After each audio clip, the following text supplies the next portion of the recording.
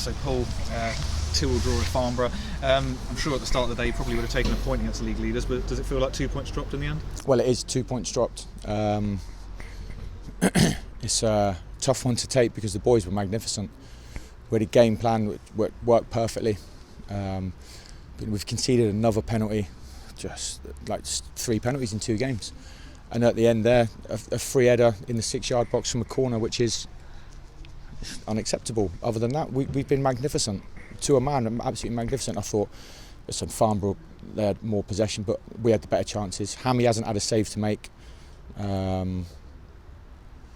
Galling, really. I'm gutted for the boys. They put everything into it, and they're low. But we have to pick ourselves up. We've got a tough game Tuesday. But I mean, I thought we were better than Farnborough for large periods of the game. So that's pleasing.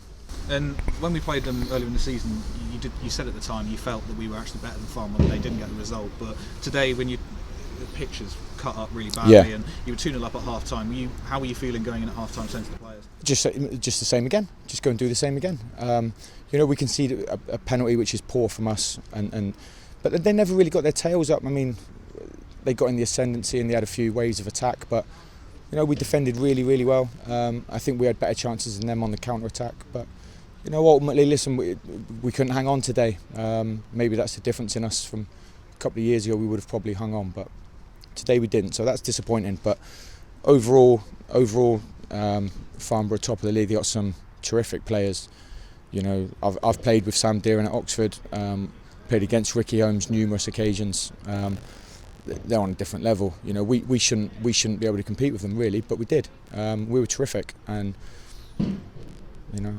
it's a tough one because the boys are really, they're gutted. But we pick ourselves up. At the end, it's football. And as you say, they're quite down. But would you, at the start of the day, if someone had said to you a point against the league leaders, Farnborough have been in fantastic form, would you have taken it? No, I don't think I would.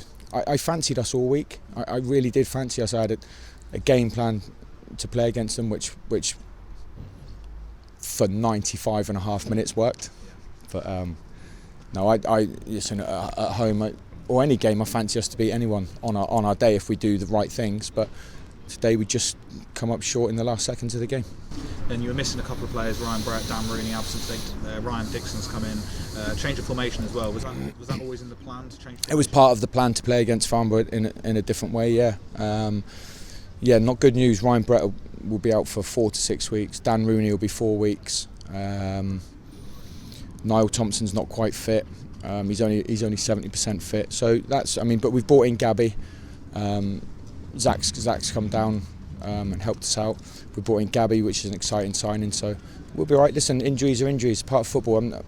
I listen to people all the time bemoaning injuries and I've got lack of this and a lack of that. Injuries are part of football. Just get on with it, innit? Well, the fixture list hasn't been kind to you. Obviously, league leaders today. A very tough game Tuesday night now against Hayes away. I guess there's not really much time, just trying to lift them. No, listen, I've just said to them, recover, we go again. Try and get over the disappointment quickly. You can't carry disappointment into games on Tuesday. It's all right, we're all right, we're okay, we'll be all right.